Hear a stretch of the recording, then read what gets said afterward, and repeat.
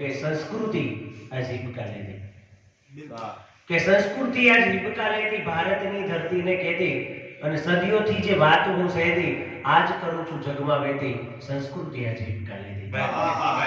નૂર ગયું આજે નયનમાંથી અને ઉઠતું નથી કોઈ શયનમાંથી, પાણી ગયું ને ફક્ત રહી છે રહેતી, સંસ્કૃતિ આ જીભકા. આ ક્ષાત્ર દેશનું નૂર, સંસ્કારિતાનું નૂર, જે ભારત દેશમાં જન્મ મળવો ને એ પણ અનેક જન્મના પુણ્ય હોય ને ત્યારે એ સનાતન ધર્મની એ જ્યોત, હિન્દુત્વની જ્યોત જ્યાં પ્રજ્વલિત હોય, કે જ્યાં અખિલ બ્રહ્માંડના અધિપતિને જન્મ લેવાનું મન થતું હોય, એ ધરા ઉપર પછી 18 વર્ષનો કોઈ પણ માણસ હોય એને જન્મ મળવો ને એ જ દુર્લભ વાત છે.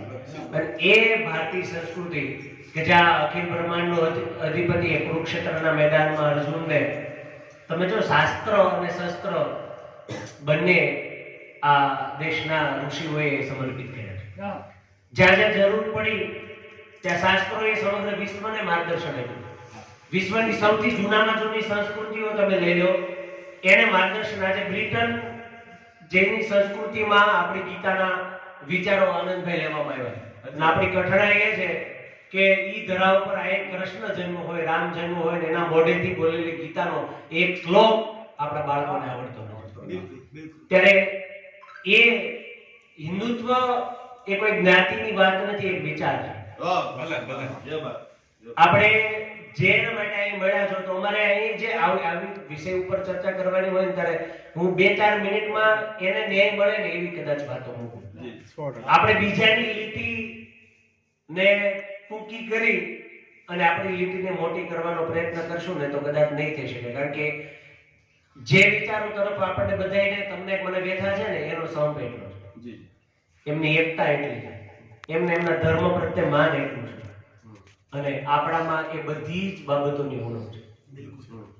આ જ્યાં સુધી નહીં આવે આપણી અંદરની નાની નાની તેજોદેશી વૃત્તિએ આપણા જ કંઈક ને કંઈક ભાઈઓના જે આપણા હૃદયના અંતરો હતા ને એને વધારી દીધા. તો એ આપણે કરી જાણશું. ફક્ત ને ફક્ત એટલું કરીએ, એ મંદિરના પરિસરમાં બેઠા છો સાહેબ. આનંદભાઈ બેઠા સાથે અહીંયા આનંદ જ અમને કરવું તો પણ 2-4 મિનિટ એ વાતને મૂકીએ ને તો કદાચ જે બાબત માટે આજે મળ્યા છે એ કદાચ સાર્થક થઈ જશે. મંદિર 5 વાગે અને પરોઢીએ એ વાત પણ છે, આપણી સંસ્કૃતિ છે, ગ્રામીણ જીવન છે, પણ દાદબાપુની એક સુંદર રચના સાથે આ વ્યથાને આપણે મૂકવી છે. અહીંયા બાપુ પણ બેઠા છે મંદિરના, તમે પૂછો એક આઝાન નો સૂર તમને મને બધાને સંભળાય છે, તો આરતીનો એ સૂર ક્યાં ગયો છે?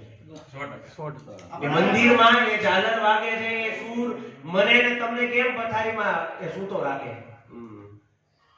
તમે આ મૂલો ને હું પોતાના બધા જ ધંધા મૂકી અને હું તો કહું છું એમાંથી પોઝિટિવ પકડો ને તો એના કરતા વધારે આગળ આપણને એમાં સંદેશ પણ એટલો જ મળશે. આરતી ટાણે સાહેબ માણસ આખું ગામ સાહેબ ભેગું થઈ જશે મારે. મૂળ તો એક એ ભેગા થાય, આપણે ભેગા થાય. હેતુ તો ત્યાં એક જ હતો. એક તો ઈશ્વર પ્રત્યેની અનંત શ્રદ્ધાથી લોકો, કારણ કે એક ઈશ્વરી તત્વ, એક મંદિર, એક શ્રદ્ધા, એક સાધુતા આપણને જોડી શકે, બીજા બધા આપણને અલગ કરે. તો ત્યાં મંદિર સામે બધા જ એક થઈ જતા. એટલે સર્વ ધર્મ સમભાવ, ગુણવંતો વિશ્વ માર્યો, વસુદેવ કુટુંબકમ, આ બધી ભાવના કેમ દીશે કે નથી મળતી? ફક્ત ને ફક્ત હિન્દુત્વમાં કેમ મળે? કારણ કે એને ક્યારેય બીજાને અવગણ્યો નથી, બધાનો સ્વીકાર કર્યો છે. પણ બધાનો સ્વીકાર કરતા એટલો બધો એનો અસ્વીકાર થઈ ગયો કે અસ્તિત્વમાંથી જ્યારે સવાલ આવે ને ત્યારે જાગવું પડશે. 100%. તો એ બધી ભાવનાઓ કંઈક ને કંઈક આપણે આપણા ધર્મનું પણ આપણને ગૌરવ હોવું જોઈએ, જે જનતાના ખોળે જન્મ લીધો છે એનું ગૌરવ હોવું જોઈએ, અને ઈશ્વર જ્યાં ખોળામાં આળોટો હોય ને એ ધરતીનું પણ આપણને ગૌરવ હોવું જોઈએ. તો એ બધી વાતોને આપણે મુકતા કે ઠાકર મંદિરની ઝાલર અંબાઈના તોય હું વગાડવા. અહીં 5 મિનિટ એમાંથી જે તમારે સાંભળવાનો અર્થ ઘણા કરી શકો છો. ઝાલર ટાણે ગામ આખું ભેગું થઈ જતું હતું.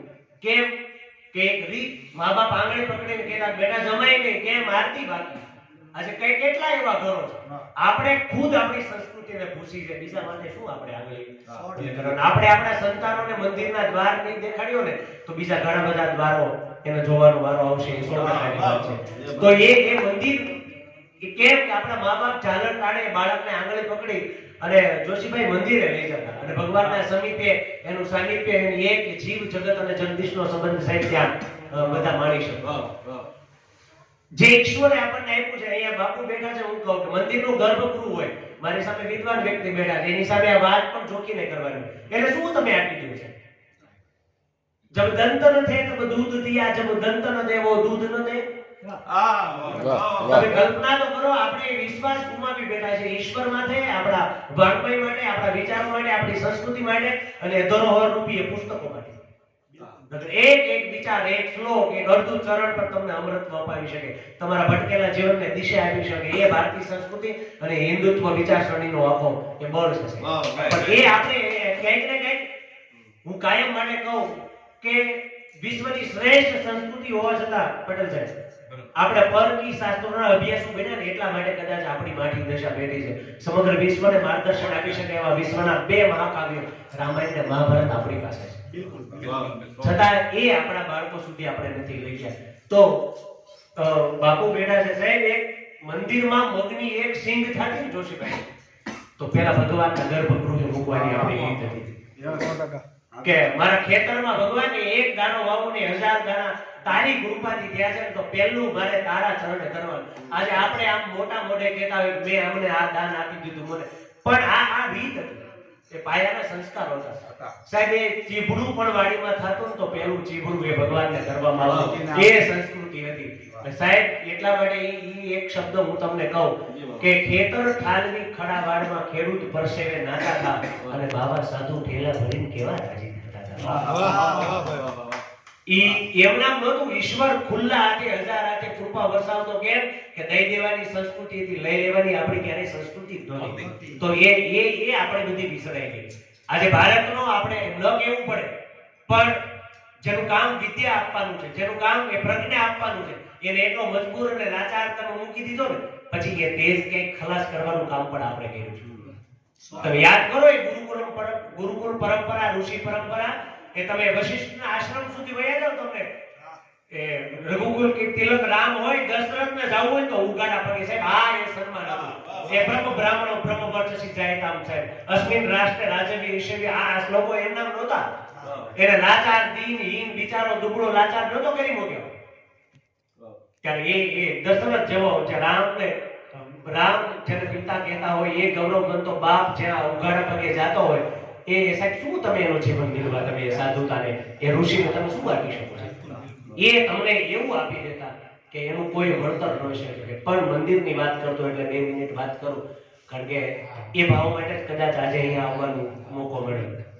અને એટલે જ હું મારું કામ મૂકીને પણ આવ્યો કે આપણે આપણા સંતાનોને બીજું કાંઈ ન કરી શકીએ તો આજના વિચારમાં આપણે જેટલા પણ છીએ 5 જણા, એક નાનકડા સંકલ્પથી, એક सिर्फ हंगामा खड़ा करना मेरा मकसद नहीं, मेरी कोशिश होनी चाहिए कि सूरत बदलनी चाहिए, हो गई है पीर पर्वत से पिघलनी चाहिए, इस हिमालय से लेके और गंगा निकलनी चाहिए, तेरे सीने में सही या मेरे सीने में सही आग कहीं पर भी लगनी चाहिए, इस हिमालय से एक और गंगा निकलनी चाहिए. आ गंगा कई છે? એ એકતાની, સંપની, ભાઈચારાની. આ ગંગા જ્યારે એકતાનો ભાવ આવશે ને ત્યારે ગંગા ફરીથી વહેતી થશે, પછી આપણને ગૌરવ થશે. તો એક સંકલ્પ અહીંથી લઈને જાય કે હું મારા સંતાનને આંગળી પકડીને મંદિરનો દ્વાર દેખાડીશ. હું આરતી ટાણે એને એ ઝાલરનો એ ટંકારો એ અનુભવી શકે, એમાંથી જે સાહેબ વાઇબ્રેશન નીકળતા ને ઈશ્વરી શક્તિના, એ મને તમને આપણા ધર્મ પ્રત્યે એ ઉદ્દાંત ભાવનાનું એ અંદરનો આખું પ્રજ્વલિત ઝરણું વહેતું કરતા. એટલા માટે એ વેથાવાળી દાસ બાપુની રચના તમે જુઓ કે ઠાકર મંદિરની ઝાલર અંબાઈના તોય હું બગાડવાને જાતો કે આજ હવે એવડો મોટો થઈ ગયો કે મારા ભીતરમાં નથી હું સમાતો. ગામ કરી એક ભીતને ગણીતી અને ગણ્યું હતું એક નળિયું. આજે ડાયરે ને દેવીએ ઠૂઠ થઈને બેસતો મુસ્તી જાણ મારું પડ્યું. લાંબી ડંફાસ કેરી મોટી બંદૂકે મારા ભડકી ગયા ભોરુડા હરણા ને ડાપણના દરિયાની તળિયે સંતાના મારા કાલી કેલી ભાષા નજર. અને આવું કઈ કરી મારી માને બીવડાવતો. આ હલડા વહી ગયા સાહેબ, આપણી સંસ્કૃતિ વહી ગઈ, એ શુદ્ધતા ભરેલા ખોરાક વહી ગયા, એ સંસ્કૃતિ વહી ગઈ, એ એકતા વહી ગઈ, કે એ હુકલી આપણી પાસેથી વહી ગઈ. એ દાદાજીના ખોળે બેસીને એ વાર્તાઓ આપણી સંસ્કૃતિની રામાયણ, મહાભારત, ગીતા, હરિશ્ચંદ્રની વાર્તાઓ સાહેબ, એના બદલે એ ડિઝની જ્યારે આપણે ઘૂસી જાય ને સાહેબ, ત્યારે એ સંસ્કારિતાના ઘૂંટડાઓ સાહેબ, ત્યારે પ્રભાશંકર પટણી અને ભાવનગરના ઇતિહાસ તરફ તમે નજર નાખો, એ દાદબાપુના આલડામાં એ ભાવનગરના લાડાને નીંદર નો આવતી હોય ને સાહેબ, એ ચારણો અને એ સંસ્કૃતિ એક હાલડામાં એ મહારાજને નીંદર અપાય છે. આ હાલડાની તાકાત નથી, એ શ્લોકોની, એ વાંગમયની, એ બધી તાકાત હતી સાહેબ. અને છેલ્લો કે હવકલી કરી મારે માને પીવડાવતો અને ખોટું ખોટું હું સંતાતો, દાદ આજ ઈતરથી સંતાયો એટલો કે દુનિયાને નથી. અંદરનો સંતાપો એ હિન્દુત્વમાં એ ઘૂસી ગયો ને, એટલા માટે આપણે એક થવાની જરૂર છે. हम एक बने, हम अनेक बने, हम ज्ञान की ज्योत जलाए, चलो प्रेम की परब बहाए. આ પ્રેમની, એકતાની આ બધી જ પરબ, કારણ કે એક થવું ખૂબ જરૂરી છે. આપણે એક નહીં થઈએ ને ત્યાં સુધી કોઈ પણ વિચાર આપણે એને સાર્થક નહીં કરી શકે. જ્યારે આ બધા મિત્રો જે બોટાદમાં કામ કરી રહ્યા છે, હું ફરીથી બહુ વજનપૂર્વક કહું કે કોઈ ધર્મ ને હિન્દુત્વએ નીચો પાડ્યો નથી, હંમેશા એને ઊંચો કરી દેખાય. કેમ કે ભગવાનના 10 અવતારો, 24 અવતારો જ્યાં ઈશ્વરને થયા હોય ને, ક્યારેય કોઈને બીજાને દીન હિન્દુ બાપરો ગણી ન શકે. પરંતુ જ્યારે એક હાથમાં, અહીં તો આ પાંચાળની સંસ્કૃતિ સાહેબ એવી છે કે એ બંદૂક પણ હોય ને એક હાથમાં બેરકો પણ હોય. એ સંસ્કૃતિ એ સંતોએ એ શીખવાડ્યું. એક હાથમાં એ બેરકો પણ હોય ને એ જ હાથને જ્યારે જરૂર પડી ને ત્યારે તલવાર પણ એ જ હાથમાં શોભતી થઈ છે. એટલા માટે મેકરણભાઈનો એક દુહો કહીને હું મારી વાત પૂરી કરું કદાચ, કે પડે પડકાર ને ગુંગિયા વાગતા ને સૂર સગનાયના કાને પડતા. ક્ષત્રિયની વાત જ્યારે આવે ને ત્યારે એ બોર્ડર માટે પણ હોય, ધર્મ માટે આવી હોય, ત્યારે ક્ષત્રિયના બચ્ચાની અંદર એ લોહીના ગુણો હોય છે. કેમ? ત્યારે મેકરણભાઈ એના માટે ગોરબા દુહો લખવો પડે કે પડે પડકાર ને ગુંગિયા વાગતા ને સૂર સગનાયના કાને પડતા ને ફાકડા કાઠીઓ વરમાલ ને ત્યાગતા, લાગડી માનવે ને આપે મરતા. કવિ મેકરણ કહે કીર્તિ કાઠીની 4 જુગ રાખવા ચંદ કીધો, તેની અશ્વના અસવાર થઈ, હાથ તલવાર થઈ, કાઠીએ એક નાનકડા પ્રદેશનું આખું નામ બદલાઈ જાય સાહેબ. કાઠિયાવાડ એમ નામ નહીં થયું કે ત્યાગ હશે, બલિદાન હશે, સમર્પણ હશે, કે લોહીના સંસ્કારો હશે, કે સમર્પણ હશે સાહેબ. એક તેતરને બચાવવા પોતાના જીવ દઈ દીધાના દાખલા તમને હિન્દુ સંસ્કૃતિમાં મળે. પોતાના હાડના લોચા કરીને પક્ષીઓને ખબર આવી જાય, એ આ ભાવ ક્યાં તમને આ વારસો, આ ઉદાત્ત વારસો, આ વૈભવ, આ સંસ્કારિતા તમને બીજે ક્યાંય દુનિયાના કોઈ પડમાં, કોઈ શાસ્ત્રમાં નહીં મળે. કેમ? પણ આપણે આપણું છે ને એનું આપણે ગુમાન, એનું ગૌરવ ગુમાવી બેઠા. એ ગુમાન જ્યારે મારા તમારા સંતાનોમાં આવી જશે ને તો પછી બીજે ક્યાંયથી પ્રેરણા લેવાની જરૂર નહીં પડે. કેમ? કે પ્રેરણા તો મોરના ઝરણા કે પાણીના ઝરણામાંથી મળે, જો તમારે લેવી હોય તો.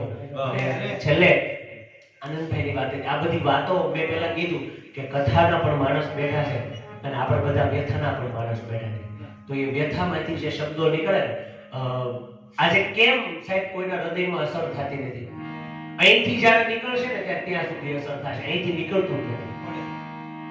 મને દિલથી વ્યથા હોય ને પછી વ્યથામાંથી કોઈ પણ શબ્દો નીકળે તો એમાંથી સત્વ ભરેલો સૂર નીકળે નહીં. આ વસ્તુ આપણને સાચી છે. પણ જવા દો, સરહદને યાદ કરીએ. 26મી જાન્યુઆરી છે. બોલ તો કુમારી ખમીરી, ના કશું માંગુ તું મારા હાથ ખુલ્લા રાખજે, સહેજ કુમારી ખમીરી દાતારી આપજે. 3 વસ્તુ ઈશ્વર પાસે આજે આવીએ ને તો માંગીએ મંદિર આવીને શું માંગવાનું છે? કોઈ સમજણો માણા એમ કે ઈશ્વર તે મને 1000 હાથે આપ્યું છે, અન્ન વસ્ત્ર અને આબરૂ આપ્યું છે. તે માંગાય તો એની પાસે એ મંગાય છે, તો એ જે મળશે ને એમાંથી તમે ઘણું બધું ઊભું કરી શકો. પણ દેશની સરહદ આજે આપણા ઘરોમાં જોશીભાઈ એટલે ઢોલ અને નગારા વાગે છે. કેમ? કે કોઈ -ડિગ્રીમાં કોઈ જવાન સરહદ ઉપર ચાલે છે.